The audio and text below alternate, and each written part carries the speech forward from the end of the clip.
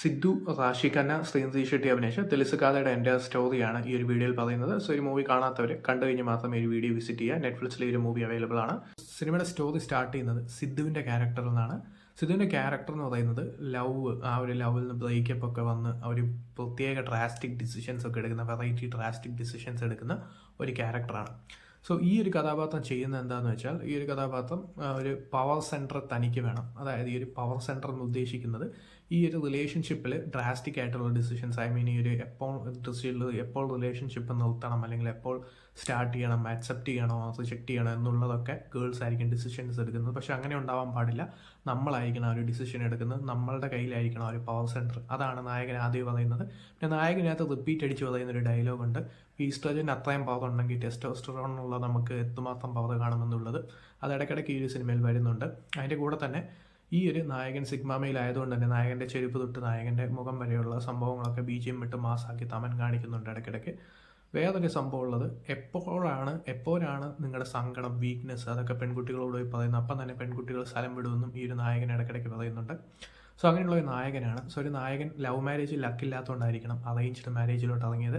So അവിടെ കുറച്ച് ടഫായിട്ടുള്ള ഒരു നായകനെയാണ് കാണിക്കുന്നത്. ഒരു ലവ് മാരേജ് തനിക്ക് ലക്കില്ലാത്തതുകൊണ്ട് അറേഞ്ച്ഡ് മാരേജിലോട്ട് നായകൻ ഇറങ്ങുന്നു. അവിടെ റാഷി ഖന്നയുടെ ക്യാരക്ടറിനെ പരിചയപ്പെടുന്നു.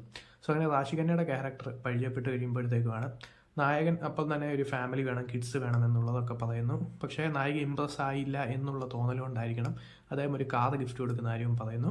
നായിക കണക്റ്റായി ആ ഒരു കല്യാണത്തിന് സമ്മതിക്കുന്നു. അങ്ങനെ നായിക കല്യാണത്തിന് സമ്മതിച്ചു കഴിയുമ്പോഴത്തേക്കാണ് നായകൻ്റെ ആ ഒരു പ്ലാൻ പാളുന്നത്. കാരണം നായികയ്ക്ക് പ്രഗ്നൻ്റ് ആവാൻ കഴിയില്ല എന്ന് കല്യാണം കഴിയുമ്പോഴത്തേക്കും മനസ്സിലാവുന്നത്. സോ നായിക തന്നെ ഒരു ഐഡിയ കണ്ടുപിടിക്കുന്നു.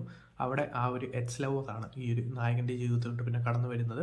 സോ ആ ഒരു കുട്ടിയെ പ്രസവിക്കുന്നത് എക്സ് ലവറാണ്. അതായിരുന്നു സിനിമയുടെ ട്വിസ്റ്റ്. പിന്നെ അങ്ങോട്ട് ഈ ഒരു നായകൻ, ഭാര്യ, അതിൻ്റെ കൂടെ തന്നെ എക്സ് ലവർ, ഇവരെല്ലാം ഒരു വീട്ടിലാണ് താമസിക്കുന്നത്. ഈ കുട്ടിയുടെ ഹെൽത്തിനെ കുറിച്ച് നായകൻ കൺസേൺ ആയതുകൊണ്ട് മാത്രമാണ് അങ്ങനെ ഒരു ഡിസിഷൻ എടുക്കുന്നത്, 3 പേരും ഒരു വീട്ടിൽ തന്നെ താമസിക്കണമെന്നുള്ളത്. പിന്നെ അങ്ങോട്ട് ഇതൊക്കെ എങ്ങനെയാണ് നായകൻ ഹാൻഡിൽ ചെയ്യുന്നത് എന്നുള്ളത് കാണുമ്പോഴത്തേക്ക് നമ്മളൊരു പ്രത്യേക പ്ലാനോ വലിയൊരു പ്ലാനോ നായകൻ ചെയ്യാൻ പോവുകയാണ്. കാരണം നായകൻ ഭയങ്കര കൂളാണ്, ഇതിലൊന്നും നായകൻ കുലുങ്ങുന്നില്ല. അതുപോലെ തന്നെ നായകൻ ഈ ഒരു എക്സ് ലവറിൻ്റെ കാര്യം ഭാര്യയോട് ഇതുവരെയായിട്ട് പറഞ്ഞിട്ടില്ല. അപ്പം നമ്മൾ വിചാരിക്കും ഒരു വലിയ പ്ലാൻ നായകൻ്റെ കയ്യിലുണ്ടെന്ന്. പക്ഷേ നായകൻ്റെ ഈ കാര്യമായിട്ടുള്ള പ്ലാൻസും കാര്യങ്ങളൊന്നും ഇല്ലായിരുന്നു. ആ ഒരു നായകൻ കുറച്ച് കഴിയുമ്പോൾ ഒരു ബേബി കൺഫേം ആയി കഴിയുമ്പോൾ ഈ ഒരു കാര്യം ഭാര്യയോട് പറയുന്നത് എൻ്റെ എക്സ് ലവറാണെന്ന്. പോരെ, അത് മാത്രം മതി ആ ഒരു കുടുംബം തകരാൻ എന്നുള്ളത് കാണുന്ന എല്ലാവർക്കും അറിയാം. സോ നായിക എന്ത് ചെയ്യുന്നു, അതായത് ഭാര്യ എന്ത് ചെയ്യുന്നു, റാഷി ഖന്നയുടെ ക്യാരക്ടർ ഈ ഒരു നായകൻ ഗിഫ്റ്റ് കൊടുത്ത കാറിൽ തന്നെ ചെന്നിറങ്ങി ഡൈവേഴ്സിൻ്റെ ആപ്ലിക്കേഷൻ കൊടുത്തിട്ട് പോകുന്നു. അവിടെ തന്നെ നായകൻ്റെ പദ്ധതിയെല്ലാം തകരുന്നു. അതിൻ്റെ കൂടെ തന്നെ പിന്നെ അങ്ങോട്ട് ഊബറോ ഓട്ടോയോ അല്ലെങ്കിൽ സ്വന്തം കാറോ വിളിച്ച് പോകുമെന്ന് വിചാരിച്ചാൽ തെറ്റി. കാരണം റാഷി ഖന്ന ആ ഒരു നായകൻ മേടിച്ചു കൊടുത്ത ആ ഒരു വണ്ടിയിൽ തന്നെയാണ് തിരിച്ചു പോകുന്നത്, മാസ് കാണിച്ചിട്ട്. സോ അതാണ് റാഷി ഖന്നയുടെ ക്യാരക്ടർ. പിന്നെ അങ്ങോട്ട് ശ്രീനിധി ഷെട്ടിയുടെയും ആ ഒരു സിദ്ധുവിൻ്റെയും ആ ഒരു റൊമാൻറ്റിക്കൽ സ്റ്റോറിയിൽ നടന്ന സംഭവം എന്താണെന്നാണ് കാണിക്കുന്നത്. ഇത് ശ്രീനിധി ഷെട്ടിയുടെ ക്യാരക്ടർ പറയുന്നുണ്ട് ഇടയ്ക്ക് ഇങ്ങനെ, എനിക്ക് ഫാമിലിയോ കിഡ്സോ അങ്ങനെയുള്ള റെസ്പോൺസിബിലിറ്റീസ് ഒന്നും ഇഷ്ടമല്ലെന്ന്. അതിനോട് തന്നെ കുറേ ഹിൻസ് നായകന് കിട്ടുന്നുണ്ട്. ഇത് തേക്കുന്നതിന് പിന്നെ കുറേ ഹിൻസ് കാണുമല്ലോ. സോ ഒരു മെയിൻ ഹിൻ്റ് എന്ന് പറയുന്നത് ഈ ഒരു ശ്രീനിധി ഷെട്ടിയുടെ ക്യാരക്ടർ ഈ ഒരു കൂട്ടുകാരികളുടെ ഒത്തിരിക്കുമ്പോഴത്തേക്കും ജസ്റ്റ് ഫ്രണ്ട് എന്ന് പറഞ്ഞാണ് ഈ ഒരു സിദ്ധുവിനെ ഇൻട്രൊഡ്യൂസ് ചെയ്യുന്നത്. അതിനോട് തന്നെ വീട്ടുകാർ പറഞ്ഞിട്ട് ഒരു ചെറുക്കൻ കാണാൻ വരുന്നുണ്ട്, അവനെ എങ്ങനെയും ഒഴിവാക്കണമെന്ന് പറഞ്ഞ് സിദ്ധുവിനോട് പറഞ്ഞിട്ട് ആ ഒരു ചെറുക്കനെ കാണാൻ ഇറങ്ങുമ്പോൾ ആ ഒരു ചെറുക്കൻ്റെ ഫോൺ വരുന്നു. അങ്ങനെ ആ ഒരാളുടെ ഫോൺ വരുമ്പോഴത്തേക്കും വളരെ അടുപ്പമുള്ള ഒരാളോട് എന്ന പോലെയാണ് ഈ ഒരു ശ്രീനിധി ഷെട്ടി സംസാരിക്കുന്നത്. സോ ആ ഒരു കഫേയിൽ പോകുമ്പോൾ അതൊരു ക്യാൻഡിൽ ലൈറ്റ് ഡിന്നറാണ്. സോ അങ്ങനെ കുറേ ഹിൻസ് സിദ്ധുവിന് കിട്ടുന്നു.